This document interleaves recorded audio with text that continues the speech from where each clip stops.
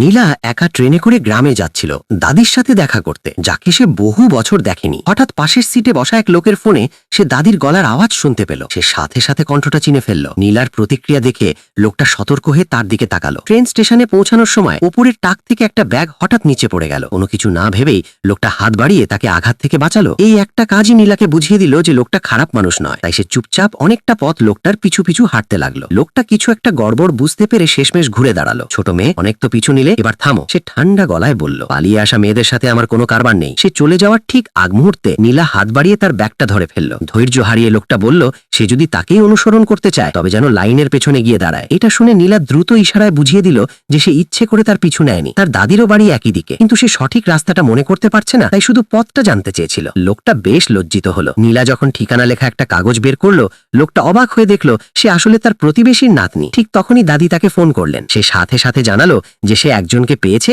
এবং তাকে বাড়িতে নিয়ে আসছে। ফোন রেখে সে ব্যাগটা তুলে নিয়ে হাঁটতে শুরু করলো, কিন্তু নীলা দাঁড়িয়ে রইল। সে ঘুরে দাঁড়িয়ে বিরক্তির সাথে তাড়া দিল, পা তো লম্বা কিন্তু হাঁটতে জানো না, তোমাকে কি এখন হাঁটা শেখাতে হবে? এটা শুনে নীলা হাসলো এবং ছোট্ট ছায়ার মতো দ্রুত তার পিছু নিল। বাড়িতে পৌঁছানোর পর লোকটার ভাই নীলাকে দেখে মজা করতে শুরু করলো। তাকে তার হবু বউ বলে ডাকতে লাগলো। দরজায় পৌঁছতেই সে মজা করে চিৎকার করে বলল, কেউ তার ফল চুরি করতে এসেছে। দাদি বিড়বিড় করতে করতে বাইরে এলেন, কিন্তু নীলাকে দেখা মাত্রই তিনি জমে গেলেন। লোকটা হেসে বলল সে তার জন্য একজনকে নিয়ে এসেছে, তিনি তাকে গ্রহণ করবেন কিনা। দাদি ভালো করে তাকিয়ে বুঝলেন এ তো তার সেই নাতনি যাকে তিনি আগে কখনো দেখেননি। নীলা কথা বলতে পারে না বলে চোখের জলে ভাসতে ভাসতে ফোনে টাইপ করতে লাগলো। দাদি তাকে জড়িয়ে ধরলেন আর দুজনে একসাথে কাঁদতে লাগলেন। জানা গেল নীলার মা অনেক বছর আগে মারা গেছেন আর বাবাও এরপর বিয়ে করেছেন। কোথাও যাওয়ার জায়গা না পেয়ে সে দাদিকে খুঁজতে পালিয়ে এসেছে। সত্যটা জানার পর লোকটা তার আগের আচরণের জন্য খুব অপরাধ বোধ করতে লাগলো। সেই রাতে সে তার জন্য পরিষ্কার এক সেট পায়জামাও গুছিয়ে রাখলো। লোকটা তার জন্য এসব করেছে দেখে নীলার বুকটা লজ্জায় ধরফর করতে লাগলো। পর্দা টেনে দিতে দেখে লোকটা আপন মনেই বিড়বিড় করতে লাগলো